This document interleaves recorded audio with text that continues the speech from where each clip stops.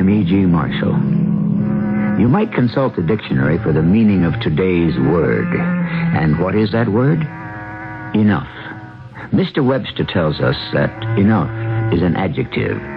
It means as much as is necessary or sufficient, the amount or number needed or desired. Well, you can understand the problem. How much is necessary or sufficient, and who decides it? How do you measure need or desire? That's just the problem with an explosive word like enough.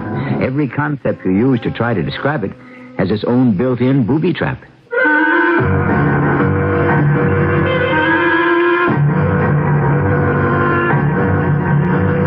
Our mystery drama, How Much Land Does a Man Need, was especially adapted from a story by Leo Tolstoy for the Mystery Theater by Sam Dan and stars Paul Hecht.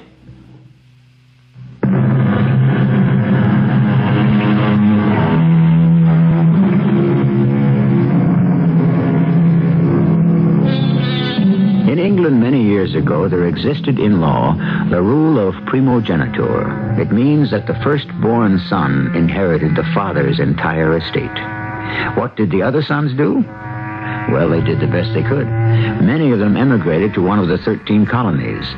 Since they were landless people to begin with, land became an obsession with some of them. And where you have an obsession, there's usually a tale to be told. Thus, we have the saga of Thomas Morgan, who came to Virginia in the year 1750, a penniless lad of 20. And now, 10 years later, they say he owns practically every acre of land in Culver County. How did it happen? Listen. I believe you missed him. Huh? Oh, it's you. Didn't hear you coming. Well, I didn't want to spoil your aim. You upset a man sneaking up that way, Tom. I wasn't sneaking. Just moving along quietly. Thought I had him, too. A deer that's moving that fast, you have to give him more lead. You fired well behind him. You waste powder and shot. Waste not, want not. That's what you want to tell me, I suppose. I was up to your farm this morning, Paul. Martha said you'd be out here hunting. I was surprised to hear it. A man's got to hunt for his food these days. Yeah, especially if he neglects to plant it. What's that supposed to mean? 6 months from now, I don't want to see you sitting around Hotstadter's Tavern with all the rest of the loafers complaining how I cheated you out of your land. You ain't got my land yet, Tom. You haven't even started your plowing. Keep your long nose out of my affairs. I'd like to. But you're the one that came looking for me. You're the one that borrowed from me. Where else was I gonna go? You're the only one in town with ready cash. You know why? Yes, I do know why. I work, I save. And stayed home from the war. Every other able-bodied man in this town enlisted in Colonel George Washington's militia regiment. Yes, and you know why? Because he thought he could get away from his wife and go sparking and skylarking all over the province of Pennsylvania. All you did was drink and carouse. I fought. I shed my blood so as you could keep your scalp, so as you wouldn't get burned out of house and home. Yes, but none of this is getting your crop into the ground, Tom. Well, I ain't going to be able to get a crop into the ground till next spring. No? You know it. You knew it when you let me have that money. I knew it. You knew about the rains. You knew about the floods. You knew how it'd come down day after day like the time in the Bible. What are you saying? You knew there could be no plow and no planting. Oh, how could I know? You know how. He told you. He? Who told me? Your Lord and Master, the devil himself. Oh, you're a sick man, Paul Devereaux. You have no strength for fighting. Otherwise, you and I would have to take our coats off right now. Why? Because I'm saying the truth? You've been drinking whiskey. Everybody knows you made a bargain with the devil. Oh, is that what I did? Didn't you? Why else has every scheme of yours succeeded? I believe in you now, Paul. Before I do something I'll be sorry for. Sorry? Does the devil or any of his own know the meaning of sorrow? Can they even feel remorse? You made me take that money. Now, you just hold on. You came to me. You asked for the money. I did nothing to make you take it. You're going to refuse me? Oh, refused. And then I'd have been branded a miser, a skinflint, a man immune to the sufferings of his fellows. You knew I really didn't need the money. I could have scraped along without it. And how would I know that? Your master told you. Offer him the money. He cannot withstand temptation. Make him mortgage his farm. You always wanted that farm. It's more land. You're mad. Offer him the money. He'll drink it away, gamble it away. There's no point to any of this, Paul. And then the land will be yours. I am here to remind you. The note falls due in November. You know I won't be able to pay it. I know that thrift and industry makes all things possible. And what if a man ain't thrifty? What if he ain't industrious? Does it mean he has to be turned out of his house like a beggar? What is it you want me to do? Tear up the note? Give me more time. I already gave you a year.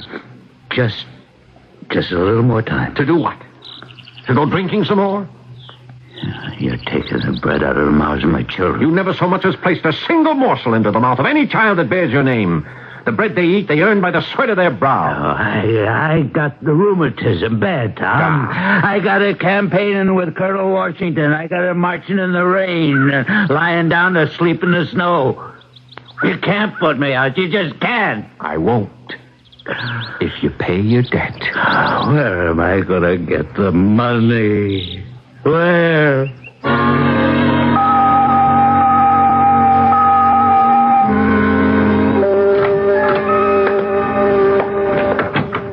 Good morning, Tom. Well, good morning, James. Well, what are you doing here? Well, unless I'm off in my reckoning, it's the first day of the month. Yes, Tom, it is. Then why are you here in the counting house? Why aren't you out collecting? Tom, we should talk about that. Well, what's there to talk about? I can't take it no more. Take what, James? All these folks that owe you money. They're friends of mine. Well, they're friends of mine, too. No, sir, they're not. They're not? I suppose maybe I shouldn't have said that, but it's true. No, don't stop. You're the most hated man in Virginia.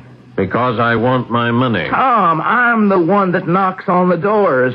I'm the one that has to ask. I'm the one that has to have my heart torn out by the sight of the women crying. I'm the one the men curse at. Where am I going to get the money? Where am I going to get the money? And how do you answer that? Answer them. There ain't no answer. Yes, there is. Work for the money. Work for it. Money is formed from the sweat of your brow. You go into the fields at sunrise, you work till sundown, and that's how you make money grow. You take it from the land. I can't talk that way to people I've known all of my life. Well, if you want to work for me, you'd better learn how. Well, that's a lesson I could only learn from the devil, the way you did. Now, tell me something, James. There is a story making the rounds that I'm somehow in league with the devil. Yes, there is. And do you believe it? I do. Well, then I suppose you want to leave my employ. I should. But? Maybe I can save you. Make you reject the devil. You sound like the parson. Let me save you, Tom. Give up this lust for land. You already have enough. No. How much land does a man need? How much? All he can get his hands on. No, Tom. He needs much less, considerably less than that. This is getting the day's work done. Tom, I can't go to those poor people and ask them for money I know they don't have. I'm the wrong man for the job. No, James. You are the right man. Being a part-time preacher, you can give a person spiritual consolation while you pick up his mortgage.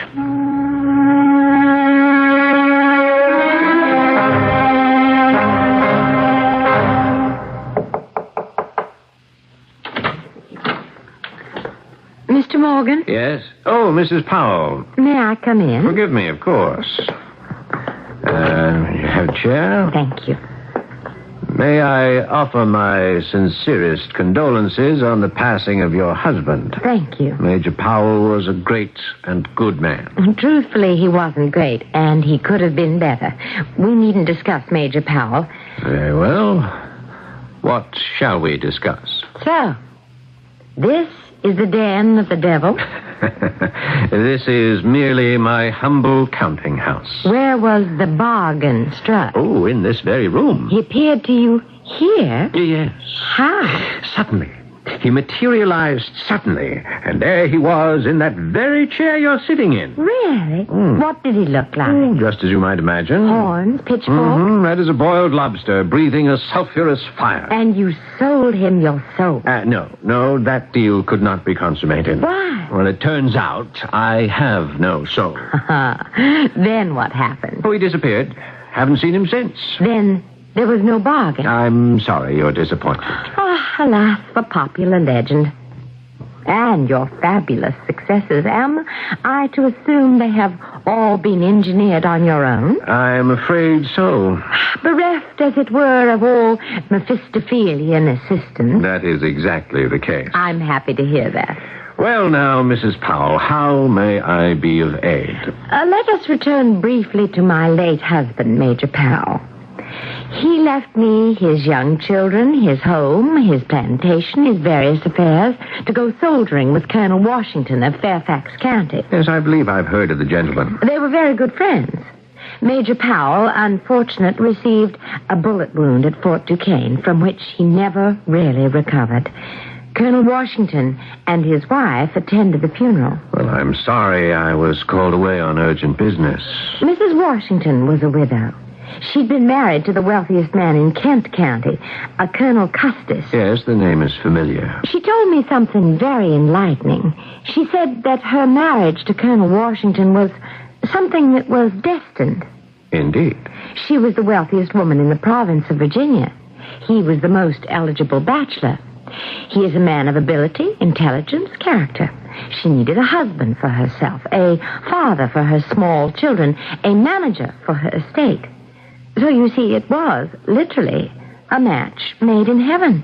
These affairs that are ordained in heaven usually require assistance down here below. Oh, they were brought together. They had mutual friends who arranged to have them meet. Unfortunately, we do not. We? Yes, we. I am the wealthiest woman in Culver County. You are the richest man. I have children to raise. I have an estate to manage. There is no reason why we shouldn't marry. I see. In the ordinary way, we would have been brought together. There is no shortage of volunteer cupids, except for this unfortunate rumor that clings to you. People actually believe you belong to the devil. I've heard that. So I must do all the work myself. I must bring to your attention the desirability of such a match. Have I done so? You have. Then, all that remains is for you to propose. Or would you require some time to think it over?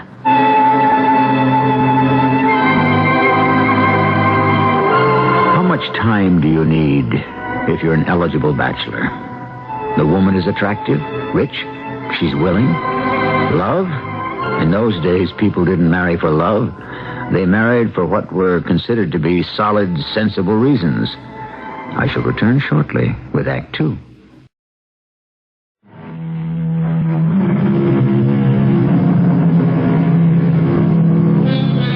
It's all a matter of timing, really.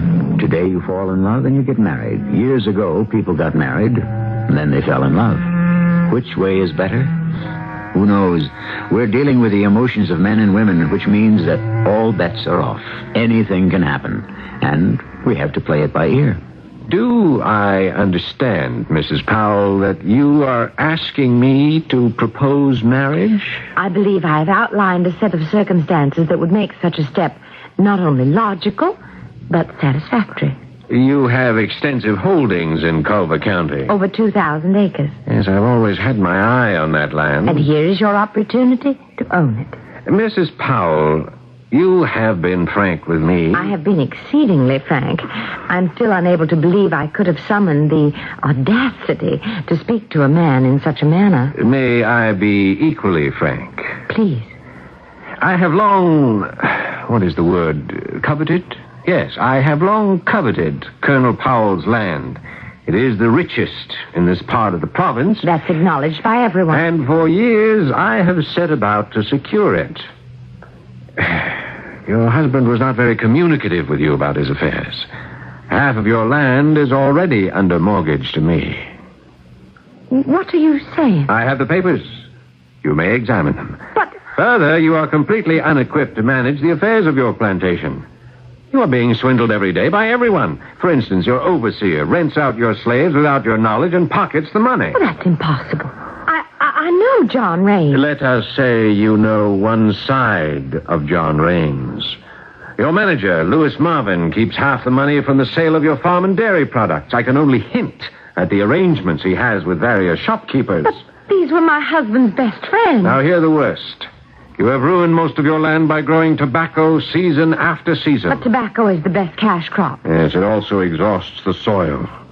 Now it will have to lie fallow for 3 or 4 years to renew itself. You will have to borrow money. You will have to come to me. And what makes you think Where that else can you go? You won't be able to pay it back. Slowly, surely, all your land will fall into my hands anyhow. I don't have to marry you for it. I never thought anyone could state something in such cold blood. It's only a matter of degree. Your proposal to me was hardly warm-blooded. Oh. You brought me a business proposition. You can't deny it. And all I've done is tell you that I can do better. Yes. But isn't there something else? Such as? I'm not unattractive. I can be pleasant, even exciting company. I know how to make a man happy, how to make his home beautiful, his life agreeable. Isn't there such a thing as companionship? Companionship. And all those other things, I agree, they are of primary importance to some people, but not to me. I have never felt the need for them. Then the story you told me as a joke was true. The devil did materialize in this room. I'm afraid he did not. Yes, he did. And he bought your soul. I told you, I never had one. You did. A small, sickly, shriveled soul, but the devil would settle for that. What other kind can he buy? Good day, Mr. Morgan. I'm sorry we have no basis for doing the kind of business you had in mind, Mrs. Powell. You leave a person with very little. The truth is, you came with very little. And you made sure that I shall depart with nothing at all. Please remember, Mrs. Powell, coming here was your idea, not mine. Yes, it was. My rather foolish, senseless idea. I had permitted myself to believe that we had something in common. Really? And what would that be? Something very elementary, I thought. At least we were both members of the human race. Surely such a statement is rather beneath you. It's a simple statement of fact. I would assume a lady of breeding and culture would not stoop to pointless insult. You do not insult a man when you tell him the truth. You may injure his vanity, but that's another matter. I have no vanity. True. And no humanity either. And that is my point. You fascinate me, Mr. Morgan. You're the only completely evil person I know. Evil? I injure no one? You do worse. You give them the opportunity to injure themselves. Yes. This is evil practice on the highest, or I should say, lowest level. You have transformed evil almost into an art. But why, Mr. Morgan? Why? What will become of you? Where shall you be in the end? I shall not find myself in the almshouse as a public charge. Is that the answer? Fear of poverty? I fear nothing. I shall never be poor as long as I own land. And the more I own... Yes? How much land do you want? How much land do you need? How much land does any man need?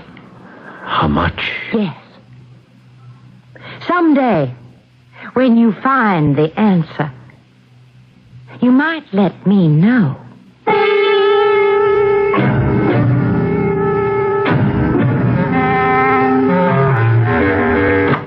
Good day, sir. Have I the privilege of addressing Mr. Thomas Morgan, Esquire? You have. And what might your name be? Porter. Peter Doremus Porter, Esquire. How may I serve you, Mr. Porter? I have come to serve you. In what way, sir?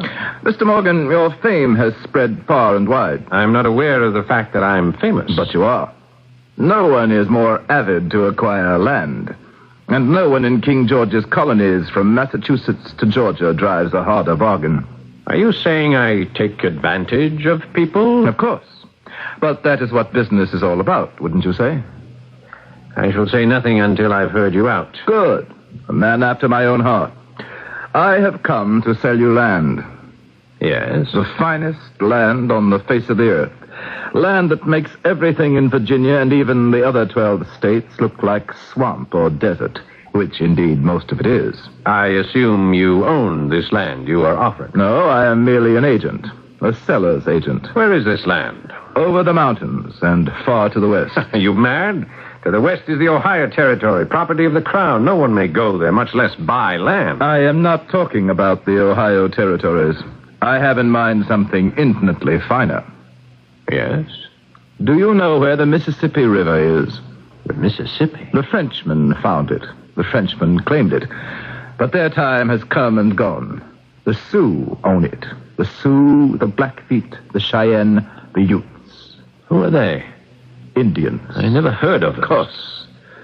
To you, Indians are Choctaw, Cherokee, Algonquin, Tuscarora.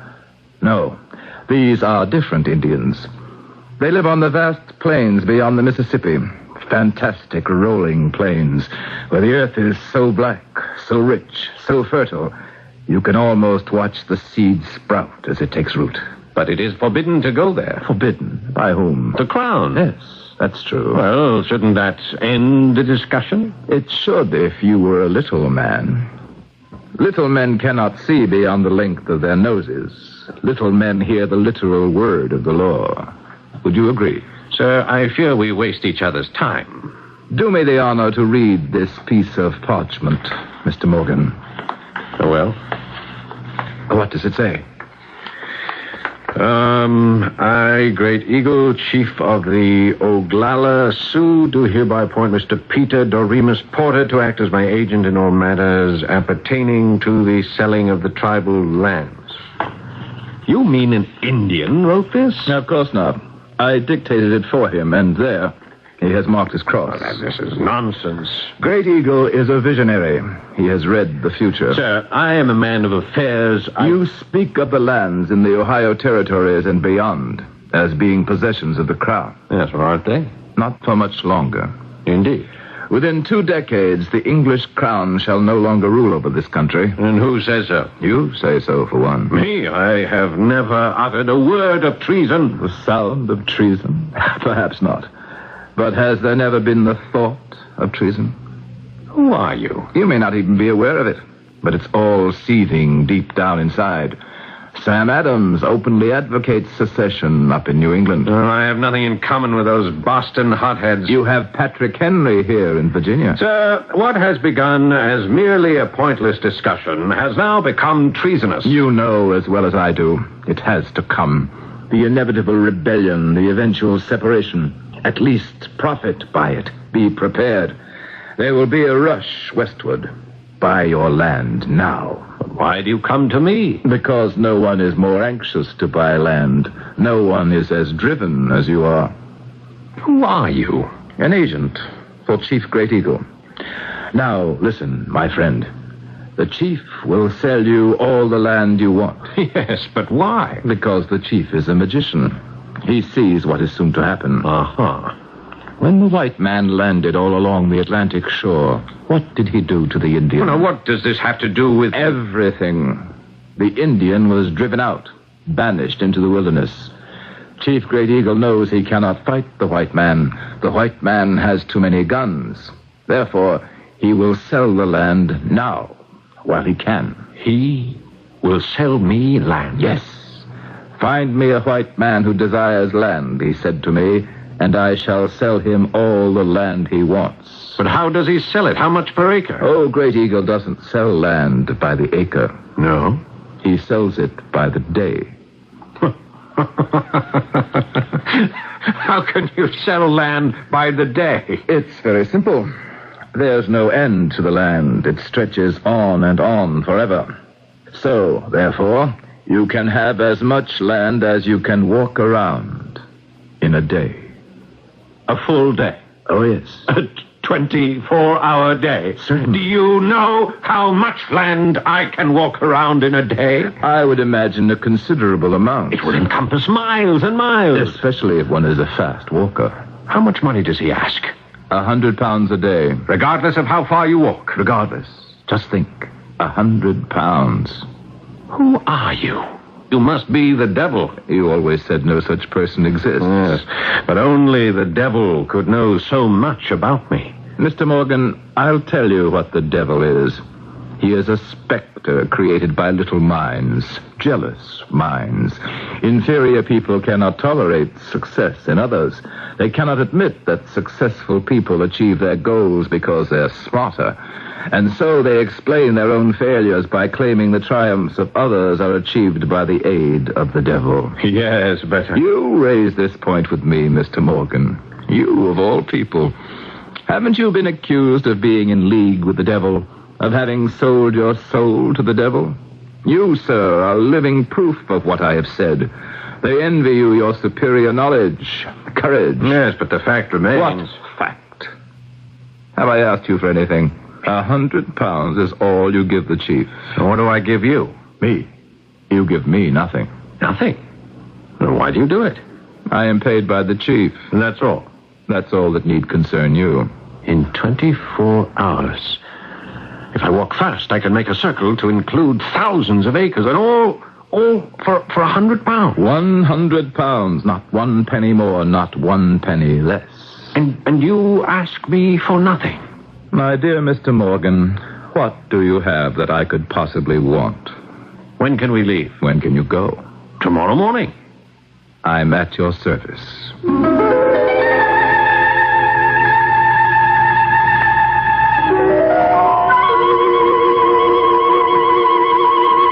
That's what life is, wouldn't you say? A constant journey in which we seek an answer. For some, the journey is longer than others. For some, the answer is more complicated than others.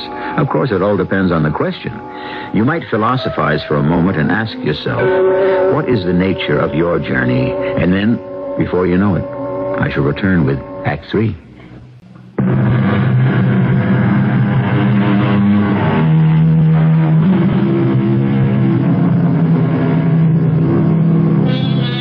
And so here we are in the western part of the Crown Colony of Virginia in the year 1760, some 15 years before the Revolution. And our Mr. Thomas Morgan, accompanied by the mysterious Mr. Peter Doremus Porter, is journeying toward the mighty Mississippi.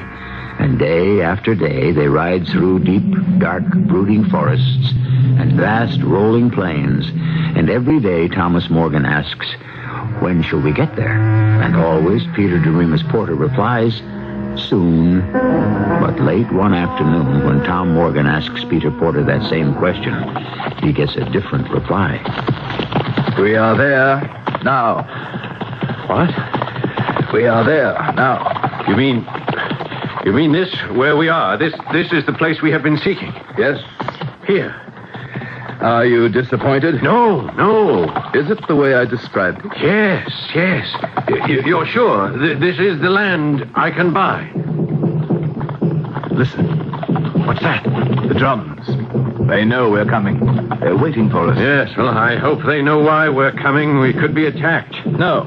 These Indians have not yet suffered at the hands of the white man. And so we shall be welcome. Come, let's ride. Well, where are they? Where you hear the sound of the drum. Just over that ride. Come.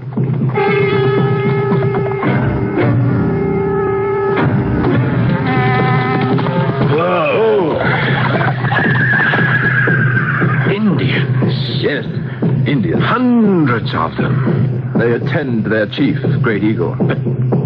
Why are they so quiet? They're a quiet people. They're moving their hands. Why are they moving their hands like that? They're speaking in sign language. Do you understand what they're saying? Yes, they're saying welcome and enjoy long life. Well, now what do? We wait. For what? For the chief to command us to approach. Well, everything is all right, isn't it? I mean, it is going the way it's supposed to, isn't it? Of course. See? He motions us to move forward. Come, ride slowly. He's a very old man, huh? Very old, very wise. Oh. My brother. My brother. Chief, this is my brother, Thomas Morgan. Then he is also my brother. Why have you come to me, my brother? Answer him. I have come to buy land. How much land do you need? Well, I want all the land I can get. But how much land do you need? How much land do I need? As much as I can walk around in a day. You have not answered my question, my brother. How much land do you need? He has come here to learn the answer. I see. Then let us begin. Now? Yes, now. This is what you came for, isn't it? He knows what he must do. I have explained it. Does he have 100 pounds? In silver, in this little sack. He must place it on ground. Obey him, Thomas. Drop the sack.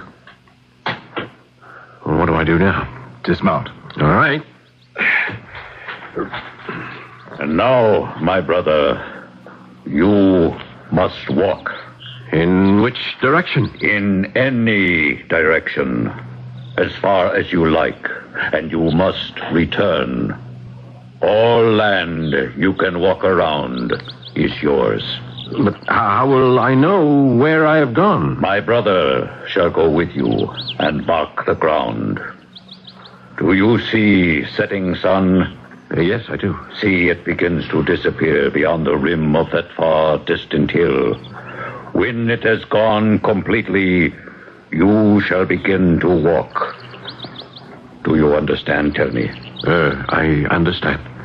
And you must walk all night and all following day. And you must return here to where I stand before the next sun shall disappear over that same hill. Or you lose your 100 pounds. You will have walked for nothing. Go in peace, my brother. Discover how much land you need.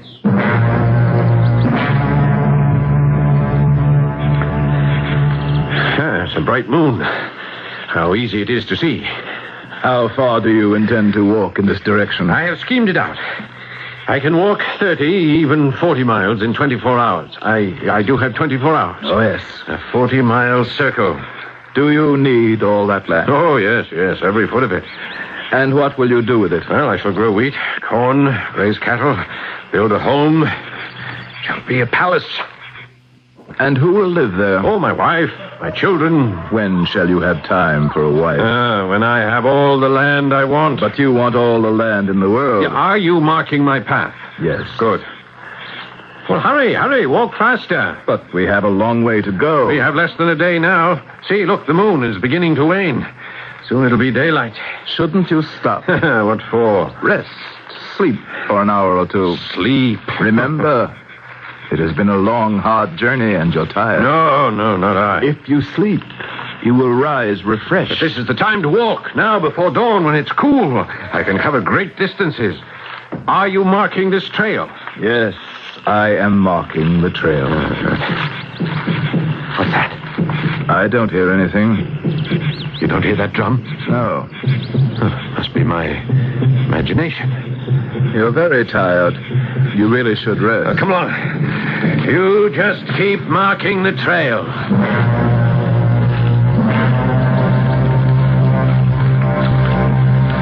You should sit for a moment. No, come. The sun is very bright, very hot. We shall rest when it's directly overhead, and the heat will be at its worst. Rest now, this beautiful spring. Drink some water. Stop, if only for a minute. In a minute, I can walk 200 or 300 yards. Now, do you know how much land that is? Do you know how many bushels of wheat you can plant? How many stalks of corn you can grow? Your face is flushed. You're breathing heavily. You're drenched with sweat. Just mark the trail. Just mark the trail. You must start heading back now. No, I am. I have been moving in a circle. A wide circle. Narrow it. I will. No, wait. I must go to the right again. See that hollow? Perfect for growing flax. You are limping. It's nothing. My feet. Rest. You still have time. You're in pain. A day to suffer, a lifetime to live. Tom Morgan. Tom. Who's that? It's me. Who are you? Can't you tell? It's Paul Devereaux. What are you doing out here, Paul? I came for the same thing you did, Tom. Land. But I was too greedy. I walked too far, too fast. Help me, Tom. How can I help you? Bring me some water. I'm dying of thirst. I don't have any water. There's a stream just a mile away. You passed it. Yes, I know. Please go back there. Get me some water. I don't have time. Tom, I gotta have some water. It's past noon. The sun's getting lower in the sky. Tom, please. Don't leave me. Don't leave me here to die. Hello, Tom. Sally Powell. Why are you here? For the land. Sally, am I dreaming? Come back with me. Go back with you. You said you wanted to build a home for wives, for children. I do, but Then you must begin now. Walk back with me and start to build now. Don't you have enough land? no, I don't have enough land. I'll never have enough land. Yes, you will. I'm wasting time standing here talking to you. I've already lost a cornfield, a wheat field, a stand of timber. You'll have enough land one day, Tom Morgan. One day you'll discover you have just enough. Tom, wake up. What? You must wake up. It's time to start back. What? I've been sleeping. Yes. How long?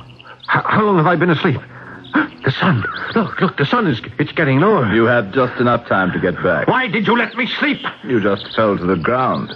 I tried to wake you. I must get back. The sun will go down. Have you been marking my trail? Wait.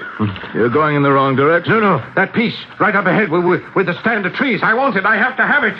No, Tom. You have enough. No! Start back. Start back now. Or you won't have any at all. Just as far as that pretty little brook. The sun. Look at the sun. It's no longer a brilliant yellow flame. It's become a dull red ball. Yes. Look at the sun. Soon you won't be able to see it anymore. Yes, you're right. You're right. I have to get back. Now. We must hurry. Yes. I'm walking as quickly as I can. Faster, Tom. Oh. You'll have to run. I'm so tired. You won't get the land. All this great and beautiful land. You won't get any of it. It's mine. Not if you don't get back before sunset. Back where? Up ahead. Up that hill.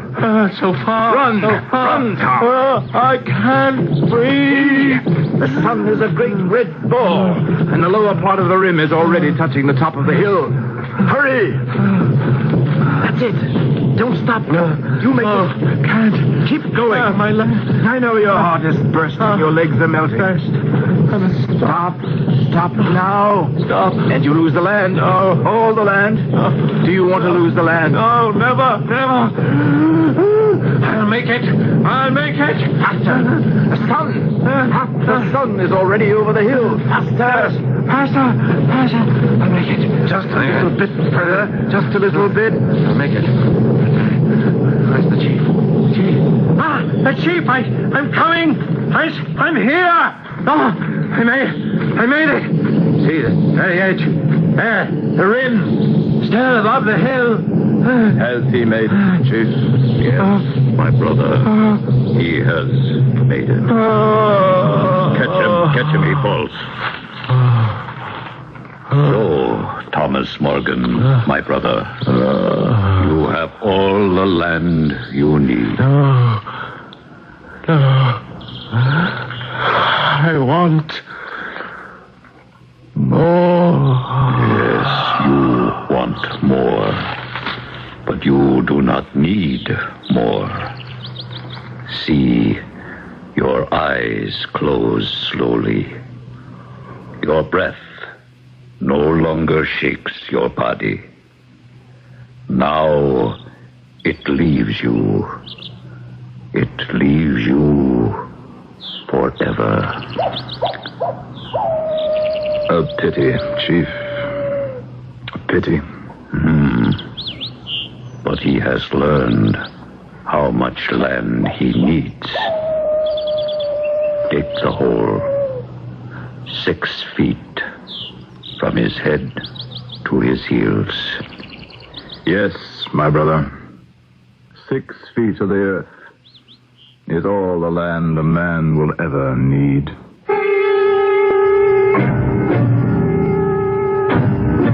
It's all he ever gets to keep, as far as we know. They buried him somewhere in the great central plain of our country, and when Tolstoy wrote this story originally, they buried him somewhere on the illimitable steppes of Siberia. And they weren't Sioux Indians, but a Tartar tribe called the Bakshirs. We've changed very little because wherever we live, however we dress, whatever we call ourselves, we're the same people. I'll be right back.